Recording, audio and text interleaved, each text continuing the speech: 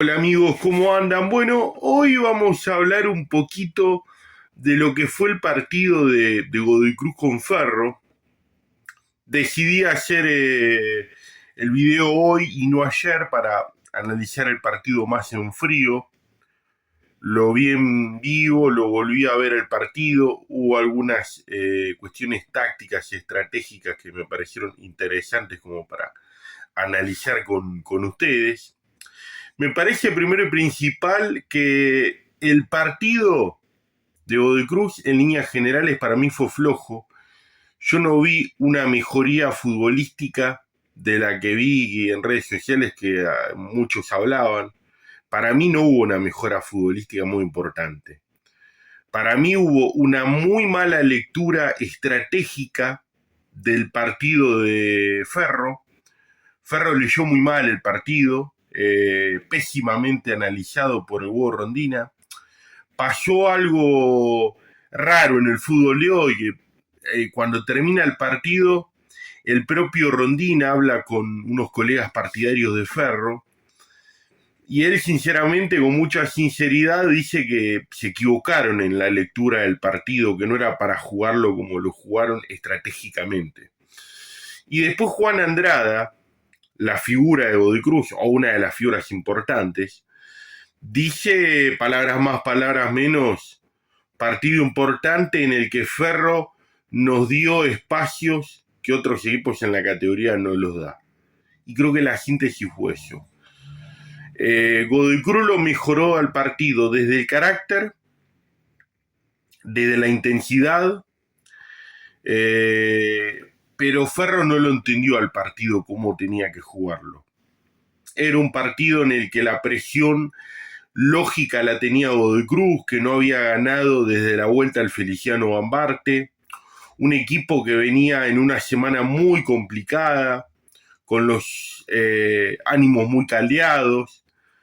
La dirigencia en el partido anterior fue insultada por los hinchas, el enojo de los hinchas, un entrenador que tenía la continuidad en algodones porque era bancado por el presidente Mansur, pero no por el resto de la dirigencia. Entonces, lo más inteligente por ahí, o lo que yo esperaba desde afuera, era un Ferro que diga, la presión la tenés vos. Vení a atacarme, vos tenés que venir a buscar el resultado, y yo voy a jugar un poco con la necesidad tuya. Con el correr de los minutos, que no me pueda centrar, porque Godoy Cruz es un equipo que, si uno analiza los partidos anteriores, es un equipo que cuando le cierran espacios carece de ideas ofensivas, carece de juegos, carece de jerarquía individual y sobre todo de ideas. Y se le complica. Entonces era un partido para que Ferro diga, yo hago mi juego inteligente, vení a atacarme vos, con el correr de los minutos, la necesidad que tenés y la poca personalidad que venía teniendo el equipo cuando no convertí un gol rápidamente, eso se podía transformar en que el estadio nuevamente vuelva a ser una caldera y con la presión poder yo conseguir un buen resultado, o sea, haciendo el análisis lógico desde el lado de Ferro. Bueno, Ferro hizo todo lo contrario. Ferro desde el minuto 1 intentó por ahí hacer el gol rápidamente. El trabajo que tenía que hacer Godoy Cruz lo intentó hacer Ferro, porque en los primeros minutos Ferro adelantó líneas, dejó espacios, intentó atacar, puso un mediocampo con muy poca dinámica, jugadores que no tuvieron un buen nivel y un esquema que no le funcionó. Y un Godoy Cruz que tuvo más personalidad que en otros partidos, fue más bicho, para así decirlo, para jugarlo, manejó bien los tiempos y los momentos y explotó espacios. Godoy Cruz se encontró con los espacios que en otros partidos no encontraba. Desde ahí se explica un poco el resultado, no tanto desde el juego. Godoy Cruz, los espacios que le dio Ferro, es muy raro encontrarlo en la Primera Nacional. Muy pocos equipos te lo dan. Es verdad, cuando te dan esos espacios, los equipos que tienen la jerarquía de Ferro te pueden lastimar mucho más en ofensiva. Pero se dieron dos condiciones. Ferro fue un equipo que dejó espacios y Ferro tuvo jugadores de mitad de cancha para adelante que no rindieron. Salvo Manuel Denning los primeros minutos, que fue un poco un dolor de cabeza para la defensa de Godoy Cruz, el resto de los jugadores no rindieron. Ángel González en alguna jugada individual y no mucho más. Entonces a Godoy Cruz se le simplificó. El segundo tiempo el equipo tendió a decaer, empezó a decaer Godoy Cruz, como le suele pasar en muchos partidos en la Primera Nacional. Los cambios otra vez no surgieron efecto. Los cambios no aportaron nada, básicamente volvieron a empeorar el equipo. Hay que hablar también de los cambios del entrenador, ¿no? Porque otra vez vuelven a empeorar el equipo. Y se dieron dos condiciones. Los cambios de Godoy Cruz volvieron a empeorar al equipo y los cambios de Ferro mejoraron a Ferro. El uruguayo García, Franco García, creo que Franco García, si mal no recuerdo, exjugador de Cerro Largo, de Uruguay, le cambió la cara a Ferro en la ofensiva, porque Mateo Acosta había hecho poco y nada. Y Ferro empezó a exigir, exigió a Roberto Ramírez, que respondió bien, hasta que apareció un error individual de Federico Milo y Ferro terminó descontando el partido. Y en ese momento, Ferro tenía todo para ir a buscarlo y ver si lo podía empatar. De hecho, hubo una jugada de un desborde del uruguayo García, que para mí sí se tiraba, que hubo un agarrón de camiseta, teniendo en cuenta que el árbitro venía de una jugada anterior, que fue en el filo, que fue una jugada que estuvo cerca de ser penal casi en la línea y terminó siendo tiro libre. Por ahí el árbitro, si en esa jugada el uruguayo García se tiraba, por ahí cobraban penal para Ferro. Por lo cual Godoy Cruz los últimos minutos terminó pasándola mal, prácticamente no generó situaciones de riesgo en los últimos minutos del segundo tiempo. Y ahí creo que se vio una muestra de carácter de Godoy Cruz que no se vio en otros partidos. No muestra de carácter desde el juego, sí desde la picardía, sí desde ser pillo. Muchos dirán, bueno, pero háblame de fútbol. Eso, bueno, pero en la Primera Nacional también se juega de esta manera. También hay que saber medir los tiempos, también hay que saber manejar los tiempos del partido, y si hay que empiojar el partido, todos lo hacen. Poggi entendió todo en una jugada cuando Ferro se venía, agarró la pelota, ganó la expulsión de Denning en el mejor momento de Ferro, y Ferro ya en los últimos minutos, que tenía todo para ir a buscarlo y empatarlo, o por lo menos para intentar empatarlo. Godoy Cruz ahí manejó los tiempos, ganó varios minutos. Poggi hizo todo bien, porque en el partido hizo todo bien y también entendió los momentos del juego. Los jugadores de Ferro, un poco por los momentos del partido, que ya quedaba poco tiempo, entraron en el nerviosismo, y ese nerviosismo que tendría que tener Godoy Cruz en la previa, analizándolo desde el lado de Ferro, de generar un nerviosismo para Godoy Cruz por cómo venía, porque era un rival que venía mal, porque era un rival que le costaba desde el juego. Terminó teniendo los Ferros ese nerviosismo, en el primer tiempo y en el segundo tiempo ya de una manera mucho más definida. El entrenador Toetli, para mí, no hace una gran lectura del partido, porque yo no vi una gran mejoría futbolística. No se vio un Godoy Cruz con juego asociado, que genere muchas situaciones de gol. No se vio un Godoy Cruz que en todas las líneas tenga niveles altos. Se vio un Godoy Cruz con mayor personalidad, mayor carácter, mayor injundia, y tuvo más efectividad que en otros partidos en el arco contrario. Tácticamente creo que Ferro hizo todo mal, porque yo no sé si ninguneó a Godoy Cruz, no creo, porque Godoy Cruz es un candidato en la categoría más allá del mal momento, pero a mí en lo particular me sorprendió un poco que Ferro deje tantos espacios. Ferro jugó a lo que le sirve a Godoy Cruz, porque Godoy Cruz, si uno analiza para lo que es la categoría, tienen ofensiva jugadores que pueden lastimar.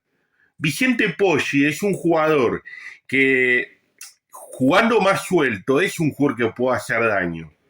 En primera división tuvo algunos momentos destacados. Es un jugador que jugó en sub-20 y sub-23 de selección uruguaya.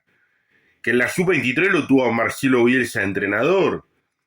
Que después decayó en primera división como decayó todo de Cruz, pero es un jugador de jerarquía para la categoría. Toto Pozo es un jugador que marcaba diferencias. Pino, que en Godoy Cruz no está rindiendo, es un jugador que en la categoría es importante. Y Nahuel Ulariaga, que tuvo un gran partido además. Bueno, con todos esos condimentos, se ve que Godoy Cruz es un equipo que si le dejas espacios, te puede lastimar. A un Godoy Cruz, sin tener muchas ideas, te puede lastimar por una cuestión individual. Porque si bien no tiene mucha jerarquía como equipo, sí tiene jerarquía para lo que es la categoría. Bueno, eso Ferro no lo entendió, dejó espacios, y esos espacios Godoy Cruz se los hizo pagar caro. Es un resultado que no tiene que engañar. Godoy Cruz le gana a un equipo que en los papeles yo creo que es uno de los candidatos, porque Ferro es un equipo que tiene nombres importantes y tiene recambio. Estaba viendo, por ejemplo, el banco de Ferro y estaba Juan Orellana, había sido titular en San Martín de Tucumán, el uruguayo García, que es un jugador interesante. Después en el equipo titular está Ángel González, Castellani, Monetti, Emanuel Denning, Mateo Acosta, que venía de ser figura en Estudiantes de Buenos Aires. Ferro es un equipo que tiene nivel, tiene poderío. Después, obviamente, el entrenador le tendrá que encontrar la vuelta. Creo que lo que tiene Rondina, a diferencia de otros entrenadores, es que Rondina sabe ver rápidamente sus errores, porque apenas terminó el partido, yo estuve hablando con algunos colegas de Ferro que hablaron con Rondina en el post partido, el propio entrenador les reconocía que no supieron leer el partido. En este caso creo que tácticamente es el primer partido que gana Toetli desde el banco de suplentes.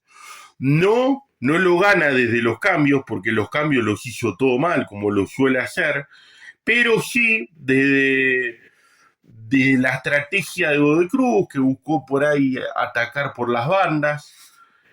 Morán y Arce lastimaron mucho más que en otros partidos. Y los 2-9 que le dieron resultados, porque muchos por ahí dudaban si iba a insistir con el doble 9. Detectó Toerli que por ahí Ferro es un equipo que suele dejar más espacios, y eso ayudó a que los 2-9 compliquen un poco a la defensa de Ferro, porque siempre cuando un equipo juega con un solo 9 y una sola referencia es mucho más fácil marcar que cuando juegan con doble 9. Creo que desde ese punto de vista fue inteligente el planteo de Toerli. Fue inteligente desde el resultado, ¿no? Porque yo sinceramente, si bien Ferro es un equipo que por características tiende a dejar espacios, yo imaginé, por cómo venía jugando Godoy Cruz, que por ahí Ferro iba a tratar de jugar un poco con la desesperación de Godoy Cruz. Y no lo hizo.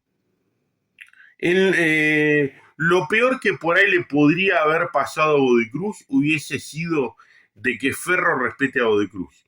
Qué paradójico, ¿no? Porque digo, de que Ferro respete a Godoy Cruz sería lo mejor que le podía pasar a Godoy Cruz. O mejor dicho, lo peor que le podía pasar a Godoy Cruz, pero ¿cómo? Si lo respetás, ¿cómo va a ser lo peor que nos puede pasar? Sí, porque si Ferro respetaba a Godoy Cruz, hubiese sido lo peor para Godoy Cruz, porque Ferro no hubiese hecho el partido que hizo, no hubiese dejado los espacios que hizo. Es raro en la categoría un partido con tantos espacios. Así que bueno, para cerrar un poco el tema del partido, le voy a contar un poco las cocinas de las negociaciones de Pablo Cepelini, ¿no? Porque pasaron varios días, ya cerró el mercado de pases, pero hubo cosas que por ahí mucho no se habló de cómo fue la cocina de las negociaciones con Pablo Cepelini, que hubiera sido por ahí el jugador de más jerarquía de Godoy Cruz en el mercado de pases en cuanto a nombre, pero que podía haber generado un quilombito importante en el vestuario por cómo es el jugador. Uno ve a Godoy Cruz y analiza los partidos de Godoy Cruz y se da cuenta que a Godoy Cruz le falta algo, le falta recambio, que se quedó corto. No previó con tiempo la salida del Indio Fernández. Creo que lo va a mejorar a Godoy Cruz mucho la participación de Gastón Gil Romero, porque Gastón Gil Romero es un 5 más posicional que se puede meter contra los centrales y va a liberar a Poggi y va a liberar a Juan Andrade, un Juan Andrade que está en un nivel altísimo. Creo que muy pocos esperaban que Juan Andrade esté en este nivel. En lo particular, yo no lo esperaba, está en un nivel muy alto. Veremos con el correr de los partidos, pues sabemos que Juan Andrade muchas veces arranca bien y después decae, más que nada por temas físicos. Pero Juan Andrade está en un nivel bárbaro. Poggi más suelto es un jugador interesantísimo y Toto Pozzo es un jugador diferente. Pero no está el recambio que se necesita. No hay un Indio Fernández. No hay un conector para Toto Pozzo. Alguno puede decir, bueno, pero el conector tendría que ser Brian Orozco. De hecho, desde el club es lo que te dicen. Está Toto Pozzo y está Brian Orozco, pero Brian Orozco para mí no es un jugador de nivel que te pueda cambiar la ecuación y que te pueda aportar soluciones. De hecho, a mí me sorprendió su llegada porque era un jugador con un presente flojito en la categoría. El Estudiante de Río Cuarto venía jugando muy poco y bueno, en Godoy Cruz se nota que no es un jugador que genere soluciones. Por eso pensaron en Pablo Cepelini. La información que tengo es que Pablo Cepelini lo tenía Godoy Cruz casi cerrado de palabra desde hacía una semana antes de que cierre el libro de pases. Una semana antes. Estaba todo hablado, tema contrato, tema salarial, tema duración del vínculo, todo. Todo, Cuando digo todo, todo. Era cuestión de que se haga el intercambio de papeles y listo. Pero en Godoy Cruz, Mansur no estaba muy convencido de incorporar otro contrato alto y además en un plantel con muchos jugadores profesionales. Entonces no estaba convencido de cerrarlo. Se termina de decidir después de lo que fue el partido con Deportivo Madryn y todo el conflicto interno que generó ese partido, la gente enojada, los ánimos caldeados. Ahí deciden avanzar y cerrar a Pablo Cepelini. Restablecen los contactos con la gente que maneja al jugador. Estaba todo ok. El jugador dio el ok, el representante dio el ok. Había que hacer el intercambio de papeles. En ese interín, el mercado de pases estaba por cerrar ya, porque era una negociación que Godoy Cruz decide avanzarla en las 24, 48 horas finales del cierre del mercado de pases. En ese momento aparece Oriente Petrolero. Oriente Petrolero le hace una oferta al futbolista superior a lo que le ofrecía Godoy Cruz. Una oferta superior en contrato y una oferta para el representante en lo que sería la comisión por la transferencia también superior. ¿Qué pasa? El jugador tenía una preferencia de jugar en el fútbol argentino y de jugar en Godoy Cruz por sobre Oriente Petrolero. Más allá de que Oriente Petrolero les interesaba a ellos porque juega Copa Sudamericana, ¿no? Y porque además tenía un contrato más importante. Tienen una charla el representante y el jugador y por lo que me cuentan a mí, ahí deciden entre ellos que si Godoy Cruz subía un poco los números, el contrato de Godoy Cruz se acercaba un poco a lo que ofreció Oriente Petrolero y la comisión del representante también, el jugador iba a llegar a Godoy Cruz. Cuando existe el contacto entre la dirigencia de Godoy Cruz y el representante para terminar de cerrar todo, la dirigencia de Godoy Cruz se encuentra con que piden, no tengo cifras exactas, pero sí porcentajes. Lo que le pedían a Godoy Cruz era que le suban entre un 10 y un 15% más el contrato preestablecido de Pablo Cepelini. Y el representante pretendía una comisión un poquito más elevada. Después estaba todo ok. Eso era lo pedido, era elevar un poquito los números. Y no era una diferencia muy importante, elevar un poco los números, ¿no? Como para que el jugador tenga en Godoy Cruz un contrato más cercano a lo que le había ofrecido a último momento Oriente Petrolero. En Godoy Cruz se ponen firmes y dicen no. La oferta es esta, no nos movemos de acá. Porque en Godoy Cruz ya consideraban que era un contrato alto. Entonces, del otro lado, dijeron no. Si no tienen intención de mover nada, nos vamos a Bolivia. Nos vamos a jugar Copa Sudamericana en Oriente Petrolero. Entonces, de esa manera se terminó frustrando la llegada. A mí lo que me dicen es que el club estaba informado. Después, obviamente, me pueden creer o no, pueden decir, mira, eso te van a decir desde el club, me pueden decir algunos, y por ahí no es tan así. Bueno, eso es imposible saberlo. Para mí, lo que me dicen desde el club es que el club estaba informado de los conflictos extrafutbolísticos de Pablo Cepelini, por eso el club tampoco decide hacer un esfuerzo económico mucho más importante. Algunos se puede preguntar, bueno, pero si Pablo Cepelini decidía ir por el contrato inicial que le ofrecía Godoy Cruz, la transferencia se hacía o el pase se hacía. Y sí, la verdad es que sí.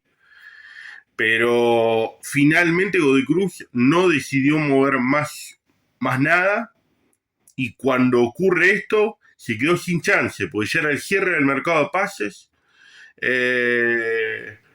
Hubo un llamado final después de Godoy Cruz, antes del cierre, para ver si la parte del jugador se decidía para aceptar la oferta y dar marcha atrás con lo de Oriente Petrolero, y la parte del jugador se mantuvo en su posición, que querían entre un 10 y un 15% más de lo que del contrato que le habían ofrecido. O sea, nos ofrecieron tanto, bueno, de los que nos ofrecieron inicialmente un 15% más, o un 10% más. Entre un 10 y un 15% con premios y demás. Y además, una comisión un poco más importante para el representante, y Godoy Cruz dijeron que no. Para mí, lo mejor que le pudo pasar a Godoy Cruz, porque Pablo Cepelini es un jugador de jerarquía, es un jugador de nivel, pero que no estaba en su mejor momento futbolístico, que en el último año en Alianza Lima creo que jugó el 35% de los minutos posibles, es decir, no jugó mucho, tuvo muchos problemas musculares, y era un jugador que con muchos temas extrafutbolísticos, denuncia por racismo. De hecho, ahora Oriente Petrolero estaba viendo la posibilidad de que, en caso de terminar de cerrar la llegada de Pablo Cepelini, ver si podía existir alguna amnistía con el tema Cepelini para que pueda disputar competencias internacionales, porque está suspendido por racismo por Conmebol. Creo que no recuerdo mal cuántas fechas le dieron. No recuerdo bien cuántas fechas le dieron. Después tiene denuncias de violencia de género. Tuvo conflictos con sus vecinos en Perú, en el edificio donde él vivía. O sea, conflictos de todo tipo. Por lo cual era un poquito una bomba de tiempo, ¿no? Porque aparte es una bomba de tiempo por un jugador que es jerarquía, pero no es realidad.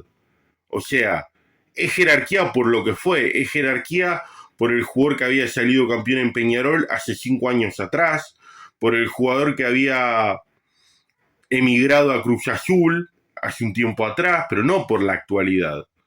De hecho, estaba con el pase en su poder, y el jugador tenía la posibilidad de ir a Godoy Cruz, que es la primera nacional, porque hoy Godoy Cruz está en la primera nacional, o si no, emigrar al fútbol boliviano, o sea, mercados menores, para lo que eran las aspiraciones iniciales para un jugador que venía de disputar Copa Libertadores con Alianza Lima.